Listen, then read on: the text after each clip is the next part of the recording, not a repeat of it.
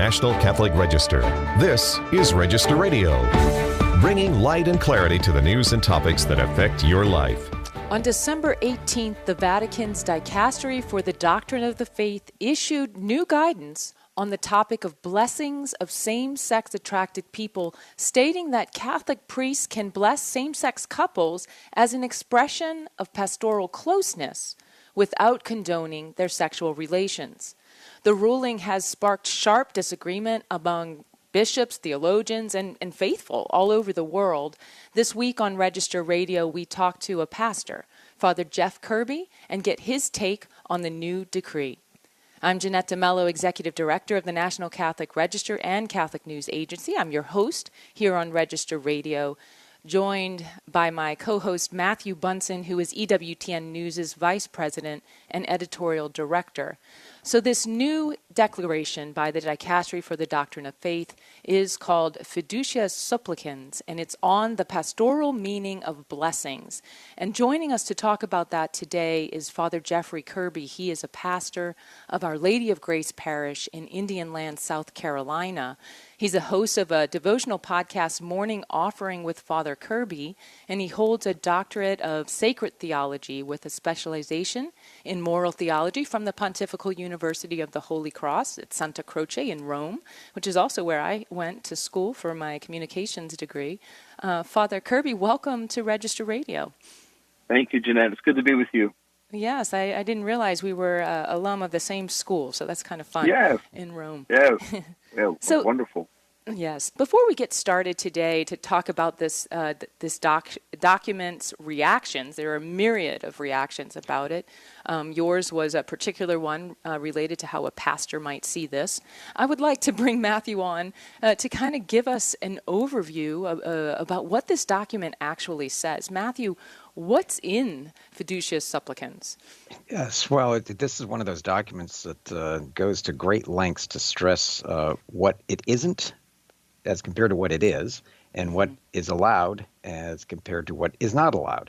And I say that because exactly what we're seeing under the prefectship of Victor Manuel Cardinal Fernandez, who's the recently appointed prefect for the Dicastery for the Doctrine of the Faith, and this is a document that he also stresses in his prefatory note, is issued with the approval and under the signature of Pope Francis, is basically questioning what has been asked to the dicastery from around the world as it relates specifically to the question of blessings for those in irregular situations, and in particular those of the same-sex attraction or same-sex couples. And what he tries to do is to lay out a very lengthy explanation and a sort of reflection on various blessings. And at the end of the day, he basically creates a separation between liturgical blessings or sacramental blessings and pastoral, non-liturgical blessings, arguing and declaring in this document that it is possible to give pastoral blessings to those in irregular situations, specifically, as is referenced in this document, to same-sex couples, so long as, and there's a very lengthy list of fine print to this, you do not in any way seem to be validating the existence of this couple. It does not in any way look familiar or anything like a sacramental liturgical blessing. It cannot be connected in any way to a situation that would imply a marriage. You cannot do it, for example, at a civil union. You can't have attire that would look anything like something that happens at a wedding. Mm-hmm. And the language itself, as the document stresses, has to be simple and spontaneous. Right. And it cannot have any form of a formal text. So in other words, what the bishops in Belgium and parts of Germany and in the Netherlands have been proposing is to have a formal rite for these types of blessings for same-sex couples. That is strictly prohibited in this document.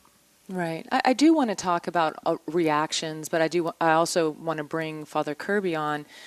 Father, what is new about this. I mean, the people on this show, we don't do blessings. That's a pastor's role in many respects. There's a book of blessings that kind of guides the blessings that a pastor would do. What do you see when you read this as being different? Yes, I think the thing that stands out most is the blessing of the couple rather than individuals. And the fact that there's no reference to repentance or conversion or even the sacrament of reconciliation. The fact that a whole portion of the basic process of conversion or the gospel message just seems missing. And so the idea that a couple can approach a priest supposedly in a spontaneous manner, wanting pastoral encouragement, and then the couple who are in a state of sin. And just to clarify, there can be a sinful act. Someone tells a lie, someone looks at pornography. It's a sinful act. We're talking about states of sin. So, for example, a gay couple or divorced and remarried. By extension, we can also include cohabitating couples that are in a state of sin. And they're asking, and now the direction is it can be permitted to give a blessing to the couple. Because we've always given blessings to individuals. I mean, many parishes, it's done even within the communion rite at Mass. Someone who's not able to receive Holy Communion, the person approaches, crosses their arms, receives a blessing. And certainly outside of the Mass, so for example, after Mass, as the priest is greeting people, or if someone reaches out for a pastoral appointment as an individual, and oftentimes when we get those, it's someone who's struggling to change their state of sin. So either they're seeking greater understanding or greater clarity, or they're looking for that extra oomph of grace to finally take these steps. So the fact that all that is missing, and it's just, well, if this couple comes up to you, you can bless the couple, that is remarkably and sharply different than what the pastoral experience is on the ground.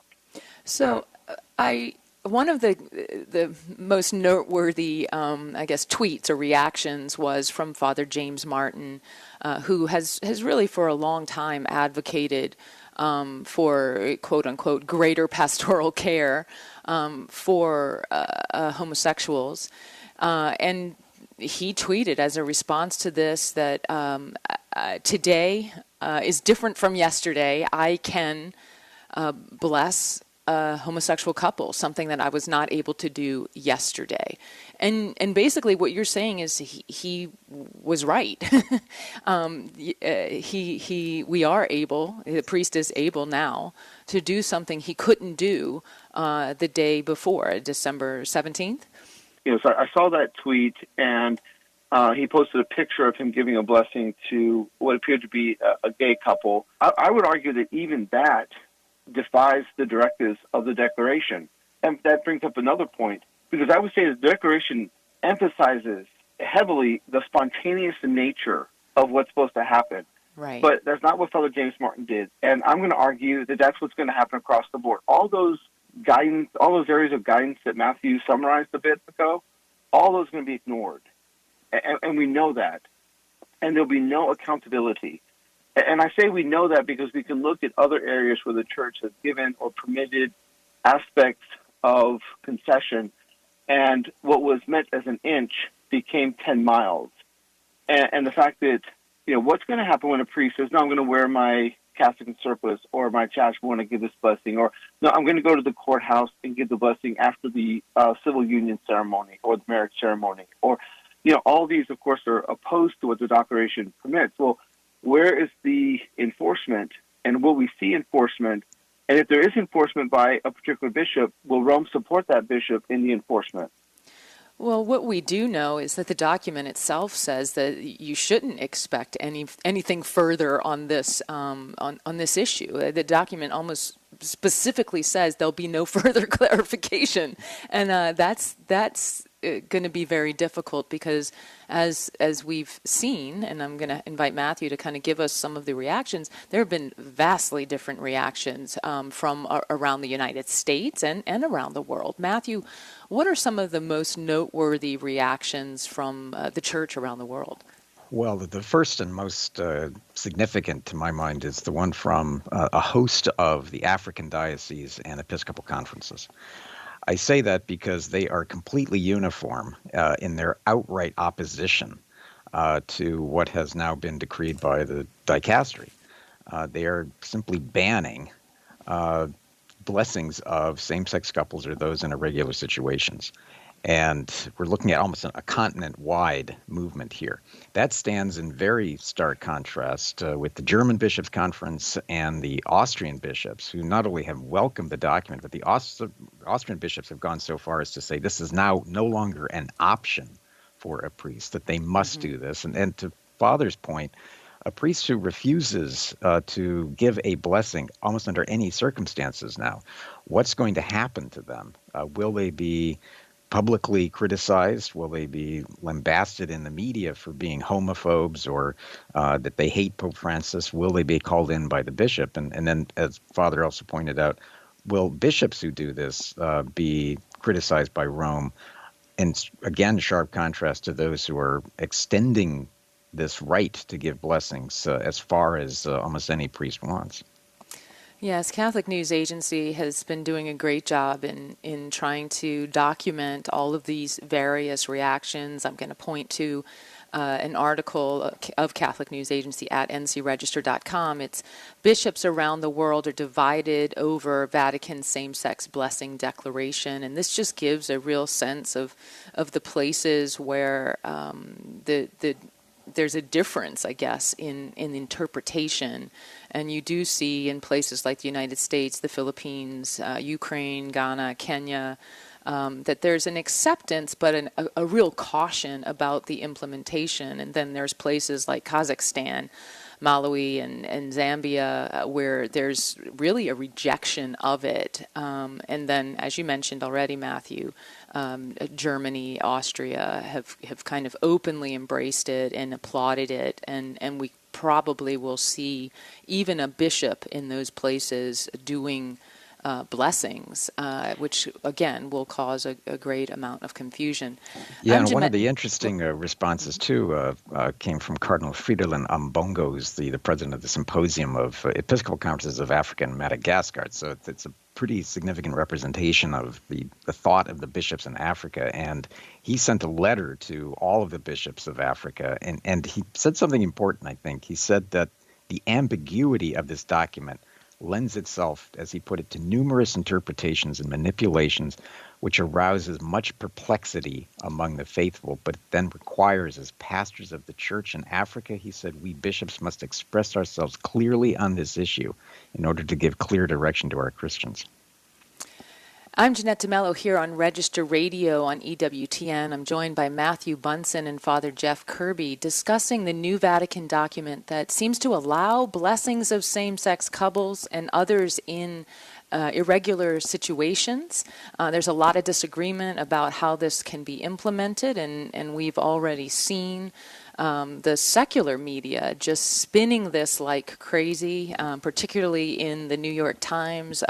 Father James Martin, a story just featuring him. It sounds almost like he called up a couple friend of his, asked them over to his house in order to specifically perform this blessing in the presence of the New York Times reporter, and a few days later there was an ad by America magazine, a print paid-for ad in the print edition of the newspaper that basically said the Catholic Church is changing, and it had a picture of the headline of this blessing and the picture of Father James Martin. It's really crazy.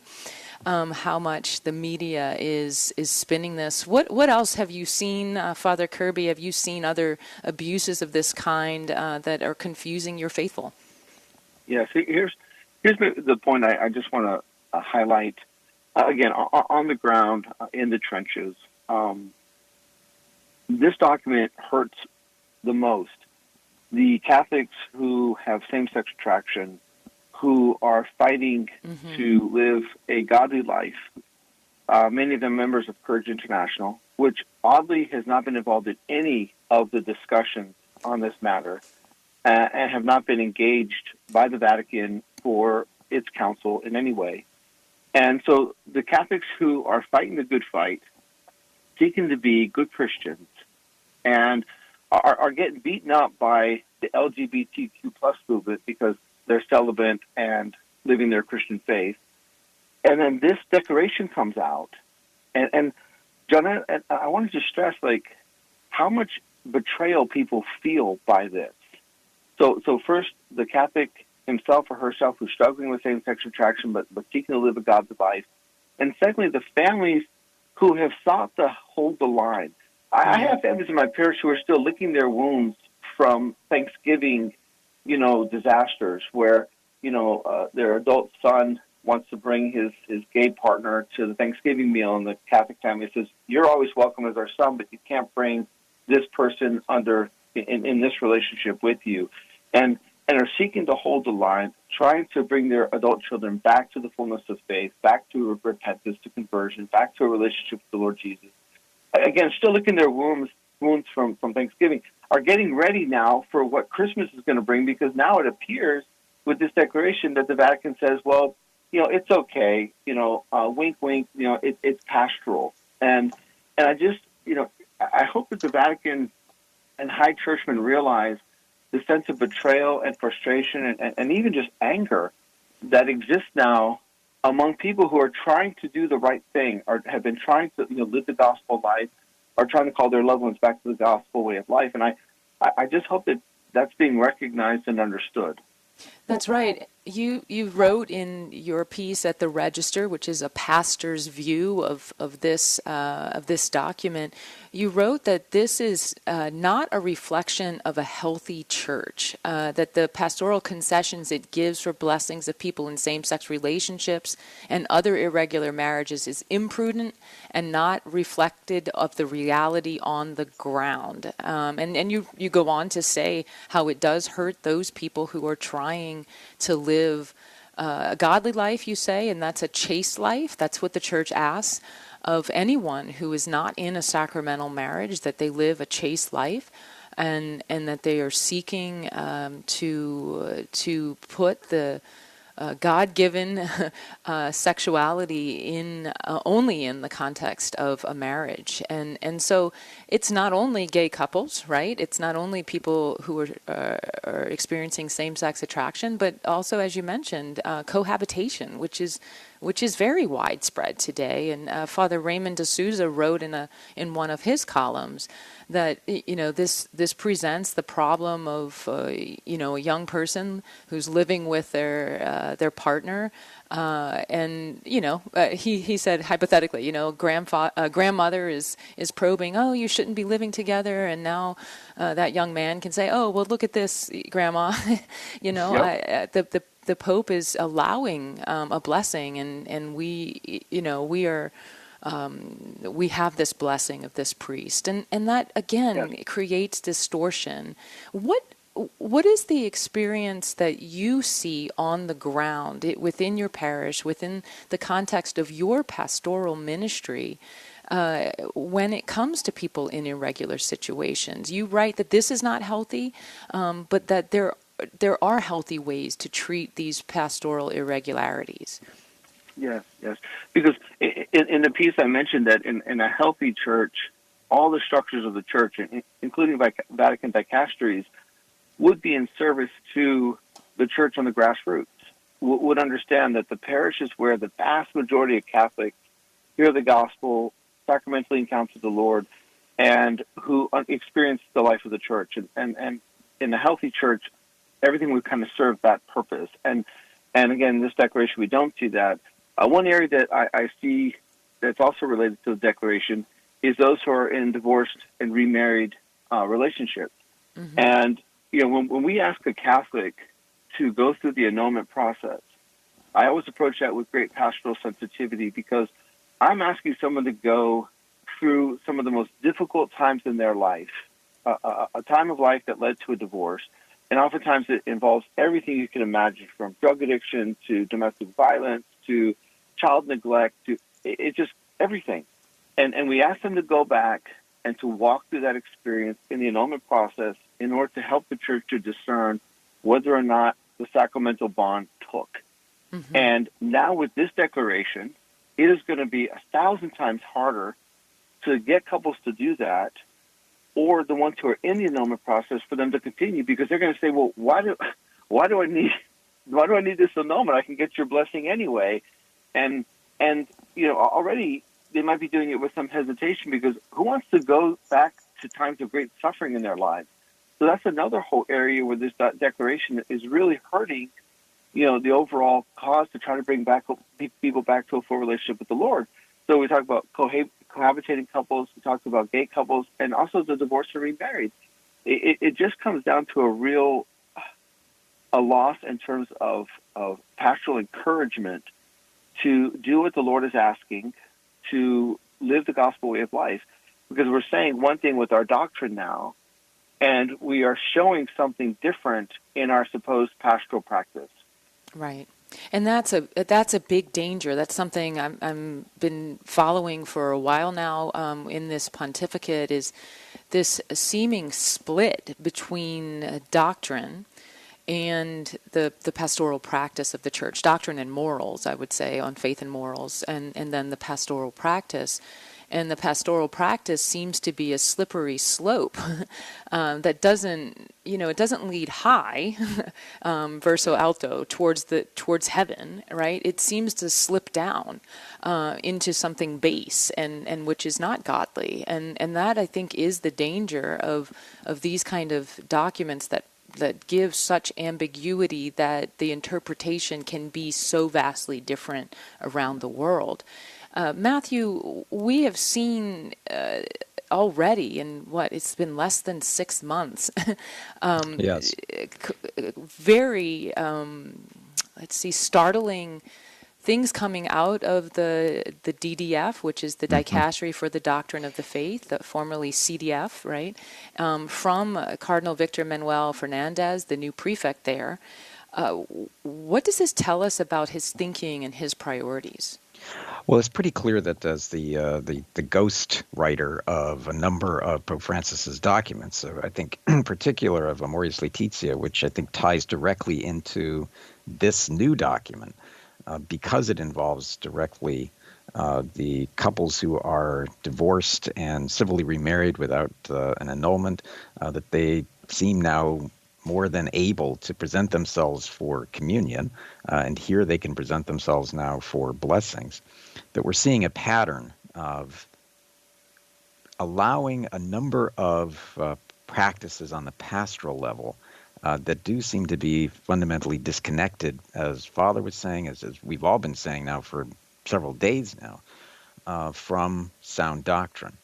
And we can look at the responsa that have come from the DDF in the area of the divorced and remarried Catholics, but we can also look at the question of allowing homosexual persons to be godparents, allowing trans persons to be involved in all of this.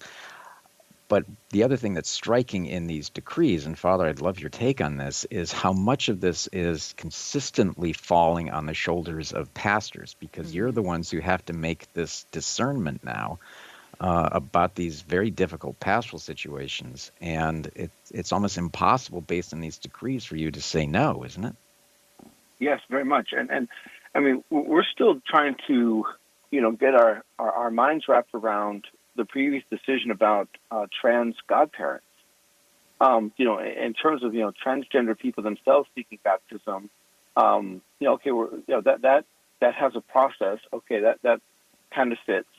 But then and this is one of the previous decisions from the DDF about 6 weeks ago or so, and we're still trying to figure that out. How can we have a trans person as a godparent, especially in many parishes? Baptisms are celebrated within the Sunday liturgy. So there are some parishes that still have private baptisms and so on. That would still be peculiar, especially in terms of sacramental identity and sacramental integrity. But then when you're talking about a Sunday Mass where the baptism is being celebrated and you have a trans godparent, like what does that look like? How do we reconcile or understand that? And there are some pastors who are just saying we're not going to do it. So we were trying to figure that out, and then now we had this declaration. And by the way, December 18th, right before Christmas, most parishes, we're still trying to get the Christmas trees up, and we got Gaudete Sunday over. We're trying to prepare our houses of worship for the celebration of the Lord's Nativity, and then now suddenly it's this, and it's like, well, I can't give a blessing to a couple. I can't betray my conscience. You know, this directly goes against everything that as a Christian and as a priest I believe. And how do we process that? And to Matthew's point, that's the grassroots. Right. That's the part that's not being considered. And regrettably, we're going to find a culture of suspicion, anxiety, and perplexity when there should be an environment of faith, hope, and love. Right. And Father, I think we need to pray for our priests, and we need to constantly be talking about the sacraments and what they truly are, because that's the grace that people truly need, and we're not inviting those who are in irregular situations into the sacraments in this document, and that needs to be very, very clear. The difference between this blessing and true sacramental grace is huge, and we need as Catholics to really understand that there's a path of conversion that happens through invitation, through help, through clearly speaking the truth, and a process of forgiveness and conversion, right? And that's what we need to encourage as Christians, and pray for our pastors and pray for those who are in a state of confusion, and who we hope will draw close to the Lord in conversion. Thank you for your writings, A Pastor's View at ncregister.com. I invite our listeners to go to NC Register for more news, analysis, and commentary. Thanks for joining us here on Register Radio on EWTN. For Matthew Bunson and our producer Jeff Burson, I'm Jeanette DeMello, and I pray until next week, may God bless you. If you need your news on the go, read the Register online. But if you want to take your time and savor the stories, then subscribe to the National Catholic Register's print edition. And with award-winning Catholic journalism that goes beyond what you'll find from any secular news service, you'll get the real story behind the events that unfold over the course of the year. Try the Register for free today and get it delivered to your home, office, or parish. Join the Catholics who depend on the Register for its faithful and courageous reporting. Get 6 issues free today online at ncregister.com/radio or call 800-421-3230 and mention code radio. That's ncregister.com/radio or call 800-421-3230 and mention code radio. The National Catholic Register. Read faithfully.